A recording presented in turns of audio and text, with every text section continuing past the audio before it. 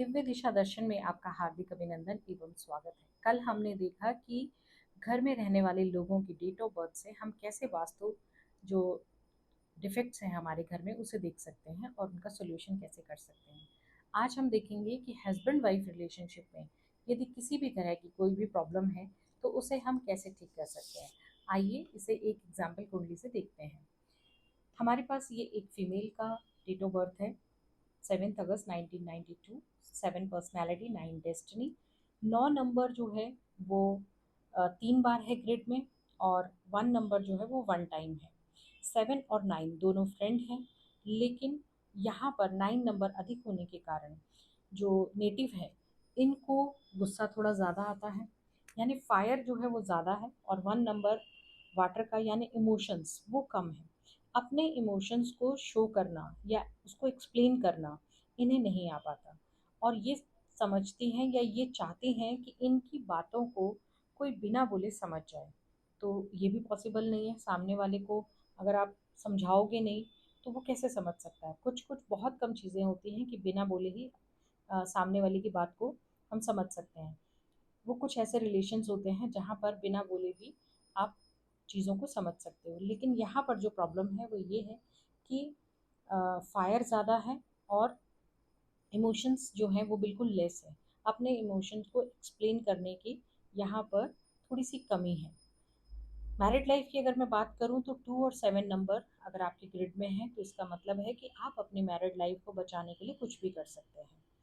यहाँ पर एक जो नेगेटिव पॉइंट है वो है ये वाली जो हमारा एक एरो बन रहा है, इसे पॉइजनस एरो बोलते हैं, क्योंकि हमारे पास 4, 5 और 6 ये नंबर ग्रिड में मिसिंग है। तो इसका अर्थ होता है कि हमें अपने जीवन में ऐसा लगता है कि हम बिल्कुल अकेले हैं, हमारा कोई नहीं है, हमारी बातों को कोई सुनना नहीं चाहता, ठीक है। और हमारी प्रेजेंस मतलब हम हैं या नहीं हैं किसी को इससे कोई फर्क नहीं पड़ता। इस तरह के थॉट्स जो हैं वो आते हैं जब इस तरह की पॉइजनस एरो बनता है। यहाँ पर एक अगर हम सेंटर नंबर की रेमेडी कर लें तो अपनी विल पावर को स्ट्रॉन्ग करके हम चीज़ों को ठीक कर सकते हैं। देखिए, सेंटर नंबर को स्ट्रॉन्ग करने के लिए नंबर 5 यानी मरकरी, अगर हम अपनी विल पावर को स्ट्रॉन्ग करना चाहते हैं, ये किसी भी व्यक्ति के लिए हो सकता है। विल पावर को स्ट्रॉन्ग करने के लिए अगर वो वेडनेसडे को गाय को चारा खिलाता है, ध्यान रखिएगा गौशाला में जाके ही खिलाइएगा, सड़क पर चोरा चारा मत खिलाइए, इससे दूसरों को प्रॉब्लम हो सकती है। तो कोई भी ऐसा काम ना करें जो आपके लिए फ़ायदेमंद हो लेकिन दूसरों को नुकसान दे जाए।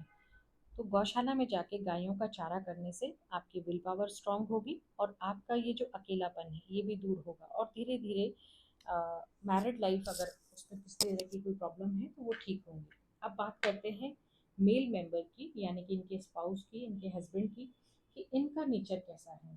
देखिए, 1 नंबर रिप्रेजेंट करता है सूर्य को, और 8 नंबर जो है रिप्रेजेंट करता है शनि को।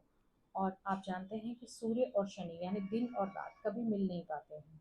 तो ऐसे व्यक्ति भी जो होते हैं वो भी अपनी बात को ढंग से समझा नहीं पाते हैं, या समझाना भी चाहते हैं तो उन्हें लगता है कि इन्हें अगर एक बारी में बात समझ आ रही है तो ठीक है, नहीं तो मुझे बार बार बात नहीं करनी है।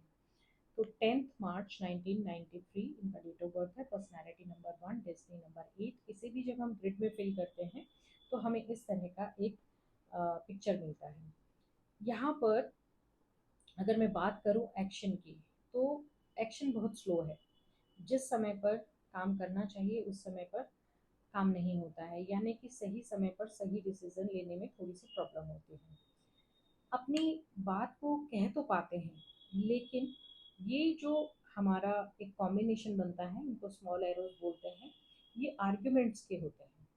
यानी जब आर्ग्यूमेंट्स बढ़ जाती है तो आप कोई भी बात कहें, आपको लगता है कि जो मैं कह रहा हूँ वही बात सही है। जब आप बहस में पड़ जाते हैं तो आप झुकना पसंद नहीं करते।